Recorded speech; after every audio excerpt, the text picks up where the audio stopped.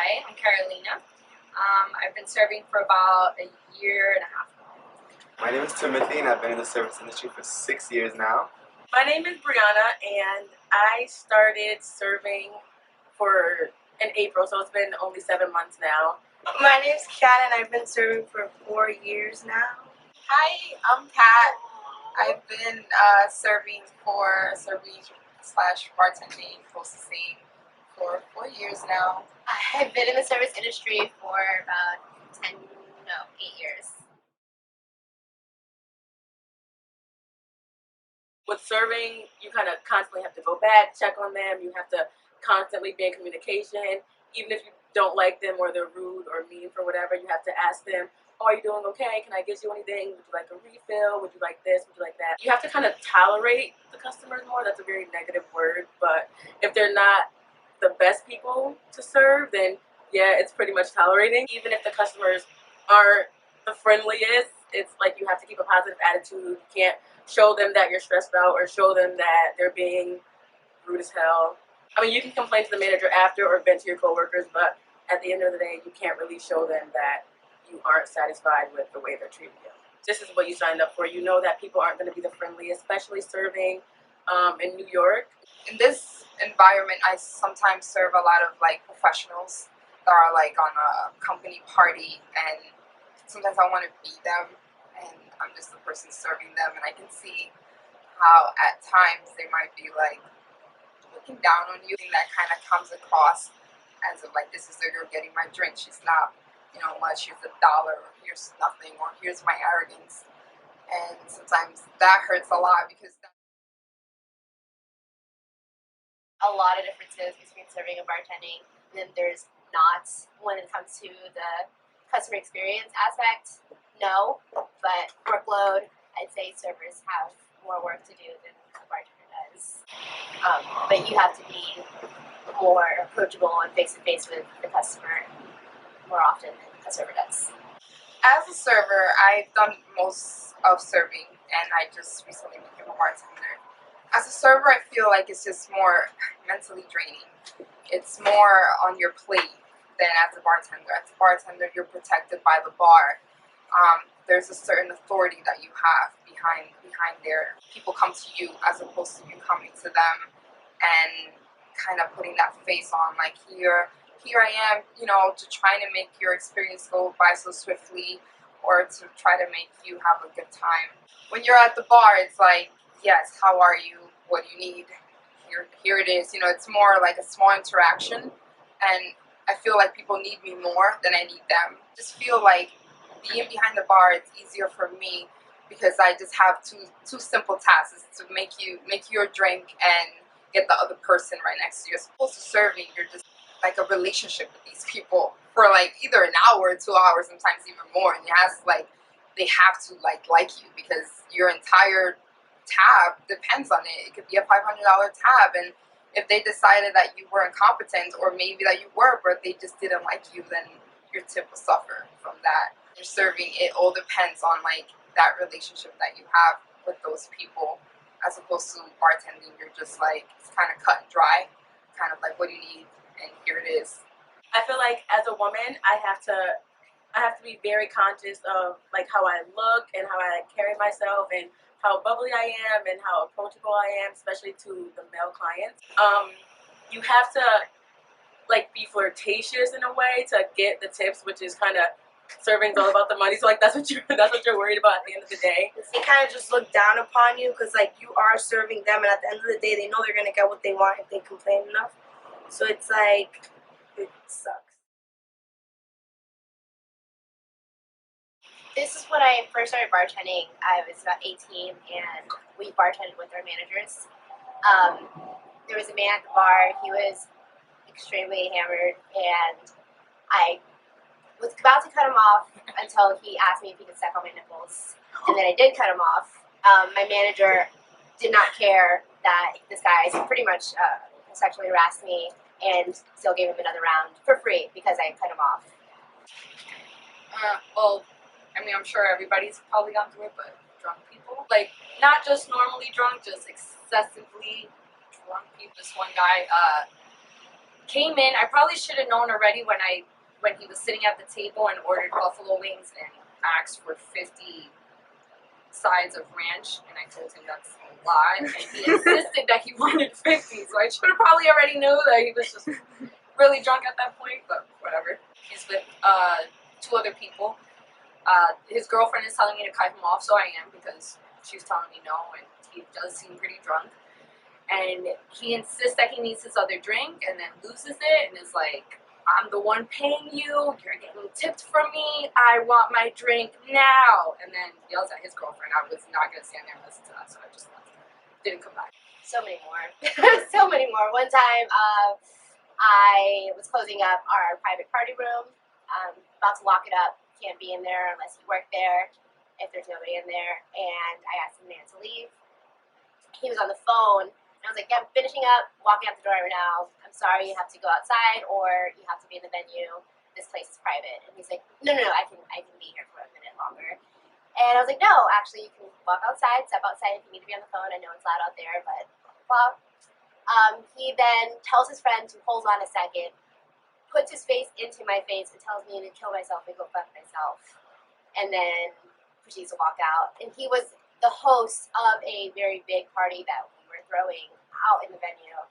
Well, one of my worst experiences was discrimination towards my orientation. This guy didn't want me to serve him because I was obviously gay. I was the only server on. When I went up to him to ask what he wanted a bucket of Coronas, but he wanted a lady to serve him. I told him there was no lady available. I was the only server on. It happens to be that the bartender was just clocking in. So I told him you can go to the bar if you want a woman to serve you.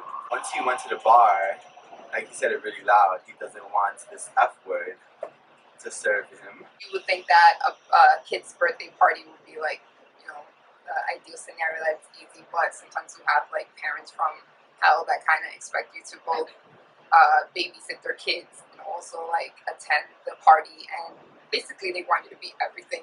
I had this one party that I was in the middle of cutting this gigantic cake, and the kid was upset because he really wanted the middle part, and I was like, I can't get to the middle part, but he kind of spit on my face.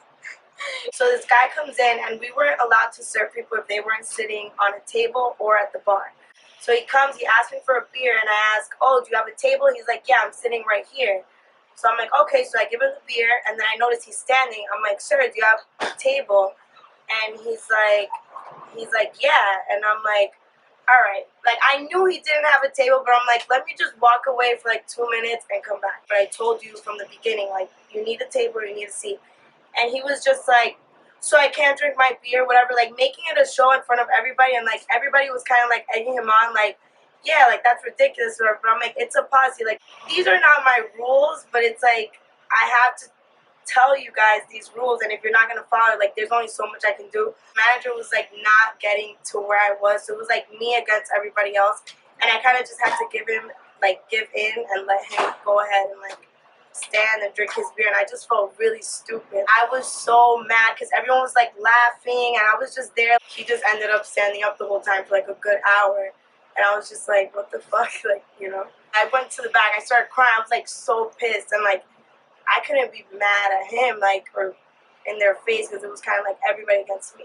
There's nothing specific that I would say wholeheartedly disrespected me to the point where I'm crying or anything like that. I was a tutor for 6th and 7th grade, so obviously in that position, the children, looked up to me and saw me as, an authority figure, someone to go up to or, ask if they had questions or anything like that. Here, it's kind of the opposite because I'm serving that person. I kind of not need them in a way, but I'm here to serve you. Specifically Fridays, because I would work there Fridays and then come here at night, and it's just a completely different environment that you have to just adjust to because you knew in one job you were there to do a specific task, and here it's kind of you're doing a specific task, but it's just to make money, essentially. I remember exactly just because it was the tone of his voice and exactly what he said to me, that it was just kind of almost demeaning, that it's I'm the one paying you and I'm giving you your tip, that it's well, I'm supposed to bend over backwards and just do whatever you tell me. Technically, I could get fired because you're getting way too drunk on my watch. So I'm not going to get in trouble just because you're out of line. If other people treat me that way, it kind of gets you, like, a part of you does take it personally because it's just like, really? I was completely nice to you. I didn't do anything wrong. I'm trying to look you out. You know, your girlfriend's trying to look you out and tell you, you know, you're done. I don't think you should ever talk to somebody like that, whether you're paying them or not. It doesn't matter.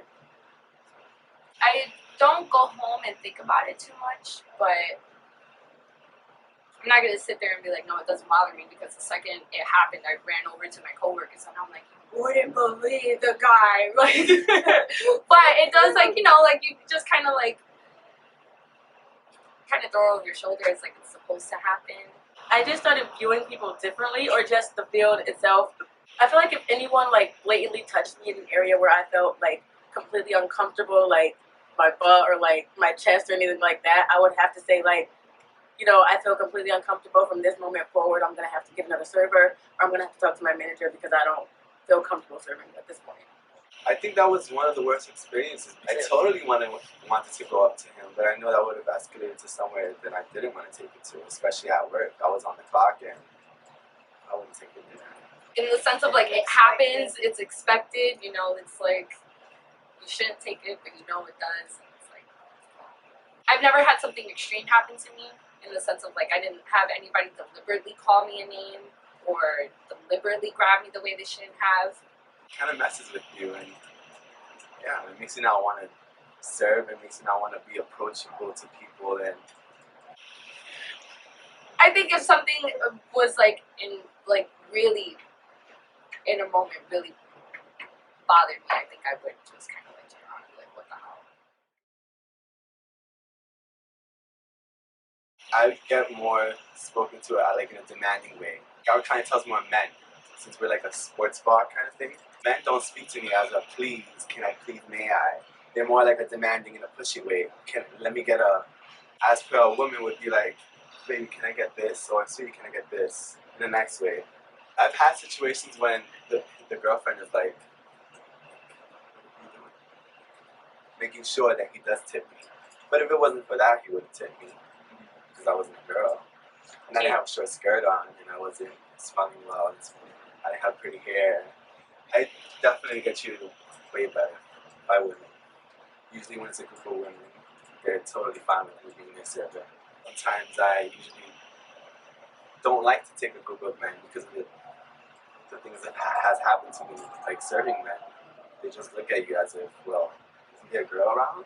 Or The males talk to you in like a sweetheart, sweetie kind of way, and the women are, you know, more firm, especially when you're dealing with like a couple or a group that consists of both males and females. You kind of have to be flirty with the guys to get what you want, essentially, which isn't really, you know, the best, I guess, but it's something you have to do.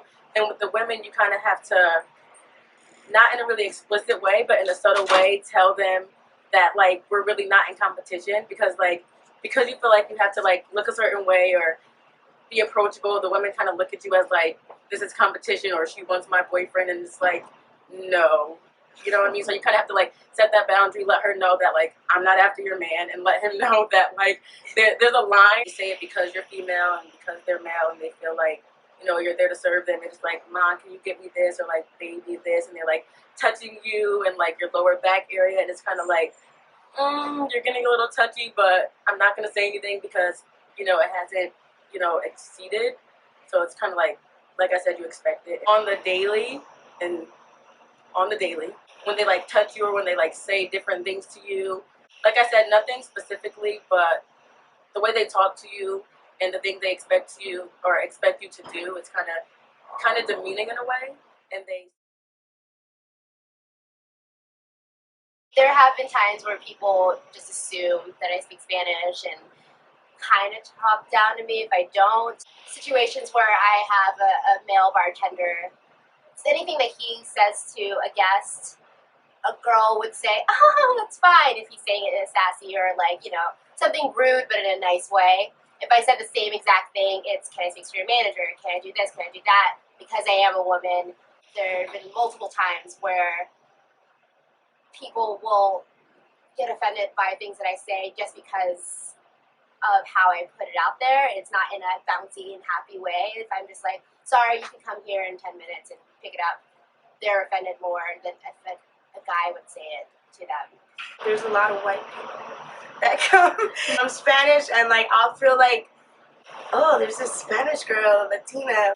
Like you'll go into a group, and it's like you're going into like a group of like wild animals, and like sometimes I'm like really, really shy to go to a group, and they'll just look at you for a while, just start like talking to me in Spanish, and it's just like it's. I'm just like, you don't have to do that. Like I'm speaking to you in English, you can speak to me in English. Most recently, we obviously we're in a big venue, so we do a lot of Halloween parties. And closer towards the end of the night, there was a few people getting a little handsy and touchy and grabby and kind of like, side swiping certain parts they shouldn't have. I think I'm naturally just too nice to people that I kind of let things kind of slide, so I didn't turn around and say something like I should have. But sometimes body language and looks, you can obviously pick up on it. They don't have to tell you anything. Sometimes just the look that they give you is like, and they look around to see if there's any other server, or like the other server. I don't know. I can't change that I'm gay. I can't. That shouldn't have to do anything. It's not gonna change my services. I've learned to feel past it. It's like whatever. It'll work. There was a guy once, like, I was lost for a while. He's like, oh, I was wondering where J-Lo was. I was like, what the fuck? Like, what are you saying right now? Weird. Everyone started laughing, and I was like, oh my god, this is so uncomfortable. I just want to leave. Always go to a manager depending on some situations, but at the end, sometimes you end up looking real stupid because, you'll really enforce a rule that they've told you have to follow, and then the manager will just come and be like, oh, it's alright, we'll just comp it. And it's like, they were just so fucked up to me, and you're just gonna let them get away with it, and it's just really, really annoying. You can't go to a manager when something gets out of hand and you're just like, I don't want to deal with it. But at the same time, it's like the managers are trying to give a good look to the place, so it's like they can only do so much. And I get where they're coming from, but it's just annoying because they can only do so much before it hurts the company, because then people will be like, I don't want to come back, whatever. So you'll end up looking like, haha, look, your manager did this for me and you didn't. It's bittersweet at times. Sometimes I really like it because it's convenient for being a student. At other times, I find it very difficult for mental health. For some reason, I feel like it really affects you in a lot of ways that sometimes you can't really explain, but it just affects your overall views of people, of yourself, and society.